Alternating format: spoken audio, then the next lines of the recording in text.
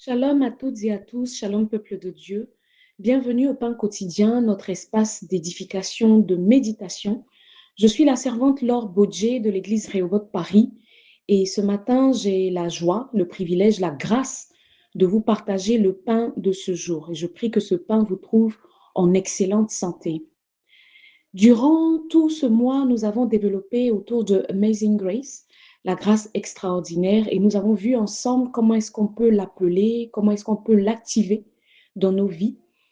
Et cette semaine, nous avons vu aussi comment est-ce qu'on peut étendre cette grâce à travers différents canaux, notamment le soutien à la veuve et aux orphelins, l'aide aux prisonniers, le fait de donner à l'indigent, d'offrir l'hospitalité, de consoler ceux qui souffrent. Et nous avons été richement, pleinement bénis par les différentes interventions pour lesquelles je rends grâce au Seigneur.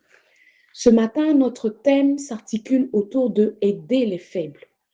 Et notre texte de référence se trouve dans le livre de Luc, chapitre 23 au verset 26. Je lis la parole du Seigneur. Comme ils l'emmenaient, ils prirent un certain Simon de Cyrène qui revenait des champs et ils le chargèrent de la croix pour qu'il la porte derrière Jésus. Amen. Ce passage nous présente donc Jésus, notre Sauveur, qui est en train de porter une croix que l'humanité n'a pas pu porter. Et sur le chemin de la passion, justement, sur le chemin qui mène à Golgotha, il y a un homme qui apparaît en la personne de Simon de Cyrène. Et la Bible nous dit que cet homme-là revenait des champs. Donc, assurément, il était fatigué. Il a certainement labouré toute la journée, il a travaillé. Donc, il était exténué d'une certaine façon. Et la Bible nous dit que en revenant de son travail, en revenant de ses activités, en revenant de son quotidien, de son train-train quotidien, la Bible nous dit que son chemin est arrêté, sa course est arrêtée pour qu'il puisse aider Jésus, notre Sauveur, en portant sa croix. Donc, il accepte de prendre cette croix-là et de pouvoir aider le Christ qui est affaibli à ce moment-là. Alors, qu'est-ce que le faible? Bien aimé, dans la vie, le faible, c'est celui qui manque de force, c'est celui qui est défaillant, c'est quelqu'un qui est dans une position délicate, c'est quelqu'un qui est fragile, c'est quelqu'un qui est impuissant, qui peut être chancelant. Et la vérité, c'est que tous, autant que nous sommes, à un certain moment de notre vie, nous avons forcément été faibles quelque part, que ce soit sur le plan physique ou sur le plan moral ou spirituel, même sur le plan émotionnel, sur le plan financier, on a tous forcément été faibles à un certain moment donné. Donc, il y a ces moments-là où nous sommes faibles et il y a des moments où nous sommes forts. Et ce que la Bible nous appelle à faire, c'est de justement, lorsque nous sommes forts et là où nous sommes forts, c'est de pouvoir aider les faibles. Aider les faibles, qu'est-ce que c'est? Aider les faibles, c'est soutenir, c'est compatir déjà à leurs souffrances, c'est prendre conscience de leurs besoins, pouvoir les consoler, pouvoir les soulager un temps soit peu, les aider dans les temps d'épreuve, c'est pouvoir leur prêter main forte, c'est pouvoir leur apporter le secours dont ils ont besoin. Et la Bible nous recommande dans le livre de Galates 6, verset 2, de porter les fardeaux les uns des autres. Alors, dans la vie de tous les jours et même à l'église, on a différents types de personnes faibles qu'on peut aider de différentes manières. On a par exemple les enfants qui peuvent être considérés comme des personnes faibles parce que c'est des personnes qui n'ont pas encore achevé leur croissance. Donc, c'est des personnes qui n'ont pas une certaine expérience de la vie, donc qui ont besoin d'apprendre des choses. C'est des personnes qui ont besoin d'être enseignées, etc. On a aussi les personnes qui sont novices dans un domaine.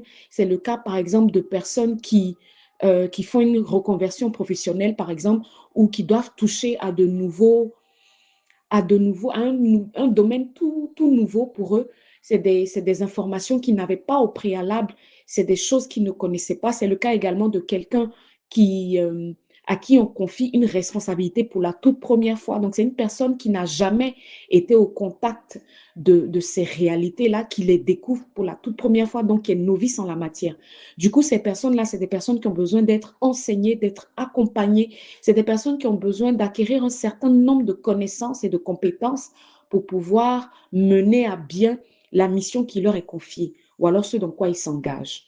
Un autre type de faible que nous rencontrons dans l'Église ou dans la vie courante, c'est les personnes qui sont infirmes.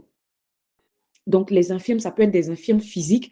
On a le cas, par exemple, des personnes handicapées ou alors des personnes qui, arrivent à un certain âge, n'ont plus cette capacité-là de faire les choses toutes seules. Elles n'ont plus la possibilité de faire des gestes du quotidien toutes seules. Donc, ces personnes ont besoin d'appui, elles ont besoin qu'on soit des béquilles pour elles, pour les aider à avancer dans la vie. On a aussi les personnes qui sont infirmes sur le plan spirituel. C'est des personnes qui, par exemple, ont des carences entre griffes au niveau de leur foi. C'est peut-être des personnes qui peuvent être, par exemple, accrochées à certains types de fautes. Donc, c'est des personnes qui, par exemple, sont très souvent vautrées dans le péché, dans le mal, on ne comprend pas pourquoi. Voilà, donc c'est des personnes qui présentent une certaine faiblesse spirituelle et ces personnes-là ont besoin également de solidarité, elles ont besoin d'accompagnement, de soutien spirituel. Un autre type de faible, c'est les personnes qui sont découragées, qui sont démotivées par les événements de la vie. Donc, elles ont certainement vécu des choses ou vu des choses qui vraiment les découragent. Et ces personnes-là, la plupart du temps, voient leur foi être affaiblie. Donc, ces personnes-là ont besoin de consolation, elles ont besoin d'être exhortées, elles ont besoin qu'on leur apporte des paroles fortes qui vont pouvoir les relever, leur redonner confiance en elles-mêmes, confiance à la vie. Et un autre type de personnes faibles aussi qu'on rencontre, ce sont les personnes qui crient en silence. Donc ces personnes-là, c'est des personnes que tu vas voir dans la vie de tous les jours. Tu vas leur demander comment tu vas, ils vont te dire oui, ça va. Souvent même, ils vont t'esquisser un sourire, mais au fond d'elles-mêmes, à l'intérieur, ça boue. Ces personnes-là bouent à l'intérieur. Elles ont des douleurs qui ne sont pas forcément exprimées. Et justement, ces personnes-là ont besoin que nous, en tant qu'enfants de Dieu, on puisse discerner cette douleur-là, qu'on puisse discerner ces peines, ces difficultés-là qu'elles ont, afin de pouvoir les soulager un tant soit peu. Amen. Alors, la question qui nous est posée aujourd'hui, enfants de Dieu, c'est de savoir quel est notre positionnement par rapport à toutes ces personnes faibles que nous rencontrons dans la vie de tous les jours. Est-ce que sur notre chemin, sur le chemin de notre vie, à l'image de à l'image du bon samaritain, par exemple, ou même à l'image de Simone de Cyrène, est-ce qu'on arrive à s'arrêter sur le problème des autres? Est-ce qu'on arrive à arrêter notre course, interrompre notre course un temps soit peu pour regarder aux difficultés de nos frères? Est-ce qu'on arrive à voir les challenges de ces personnes-là qui sont en difficulté? Par exemple, cet homme âgé qui, dans les transports ou dans sa marche dans la ville, a peut-être du mal à effectuer un geste particulier. Est-ce qu'on le regarde de façon indifférente ou alors on vient lui prêter main forte, on vient l'aider par exemple à traverser la route ou alors on accepte de lui donner notre place dans le transport pour que cette personne-là puisse s'asseoir et être soulagée un temps soit peu? Est-ce qu'on a vraiment ce regard-là du bon samaritain qui sait s'attendrir devant le frère qui a été bousculé, qui a été agressé par les brigands? Ou alors est-ce qu'on prend la position des soldats de Christ qui frappent sans cesse, qui aggravent, qui blessent davantage? Est-ce que lorsqu'on a un frère, par exemple, qui est vautré dans le péché ou qui est qui est enclin à commettre un certain type de faute, par exemple des personnes qui arrivent tout le temps en retard à l'église, etc. Est-ce qu'on est de ceux-là qui accusent, qui disent, ah mais oui, lui, tout le temps, c'est lui qui est en retard, c'est tout le temps lui, c'est tout le temps lui. Est-ce qu'on est de ces personnes-là qui, à l'image des soldats, vont le blesser davantage, vont l'enfoncer davantage? Ou alors est-ce qu'on est de ceux-là qui regardent à sa souffrance, qui essaient de se mettre dans les chaussures, dans les bottes de ce frère-là pour comprendre ce qui ne va pas exactement et pouvoir l'aider, lui prêter main forte? Est-ce qu'on est devant la souffrance de nos frères, devant les challenges de nos frères? Est-ce qu'on est juste spectateur sans réagir? Est-ce qu'on pleure sans intervenir? Ou est-ce qu'on agit réellement? Lorsqu'on voit, par exemple, quelqu'un qui manque de compétences, qui manque de connaissances, et que nous, on a ces connaissances-là, est-ce qu'on est disposé à les enseigner, à les guider, à les mener vers la perfection ou l'accomplissement de quelque chose? Est-ce qu'on est prompt à enseigner l'autre? Est-ce qu'on est prompt à aider véritablement et de façon concrète nos frères et sœurs qui sont dans le besoin. Des fois, dans l'Église, on a des personnes qui ont des besoins financiers et on a souvent tendance à se dire, de toute façon, les pasteurs vont s'en occuper. Ou alors, le Seigneur va susciter quelqu'un pour aider ce frère-là. Des fois, même quand on est sur les réseaux sociaux, on voit souvent des personnes qui font des appels aux dons, des appels à l'aide, etc. On se dit, bah, de toute façon, le Seigneur va susciter des personnes. Est-ce que c'est cette position-là qu'on prend? Ou alors, est-ce que à l'image de Simon de Cyrène, on décide de véritablement porter cette croix-là, mettre la main à la poche, mettre la main à la pâte pour pouvoir venir en aide à ces personnes-là qu'on rencontre? Je prie véritablement que le Seigneur nous aide à ne pas nous montrer indifférents, à ne pas rester laxistes devant les faiblesses de nos frères et sœurs. Aider les faibles, ce n'est pas un fardeau, c'est vraiment une mission divine. Et c'est en aidant les faibles que véritablement nous devenons un instrument entre les mains de Dieu et que nous pouvons étendre sa grâce. Je prie vraiment que le Seigneur nous donne ce cœur sensible, ce cœur compatissant qui véritablement est prompt à agir, est prompt à relever le plus faible.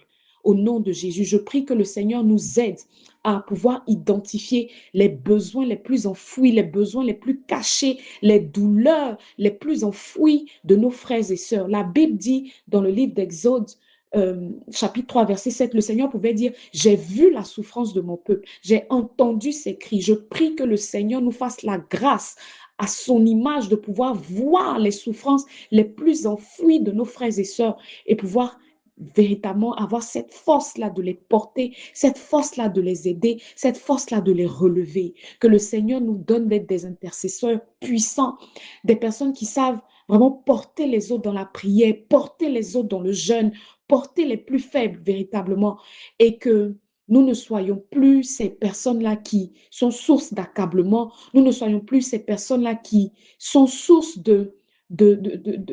comment dire, qu'on ne soit plus ces personnes-là qui enfoncent davantage les plus faibles, mais qu'on soit plutôt celles-là qui leur apportent des paroles pour les relever, qu'on soit celles-là qui sont des épaules pour elles, qui sont des béquilles pour elles véritablement, qui les aident à avancer dans la vie, à être fortifiées, qu'on puisse avoir des paroles qui les relèvent, qui les font remonter vers le haut. Amen, au nom de Jésus. Et que le Seigneur nous donne véritablement la sagesse dans l'aide que nous apportons à nos frères et sœurs. Je prie que réellement le Seigneur nous aide à étendre sa grâce jusqu'aux plus faibles, dans le nom de Jésus. Excellente journée à chacun et que le Seigneur nous bénisse. Au nom de Jésus-Christ de Nazareth, j'ai prié. Amen, amen, amen.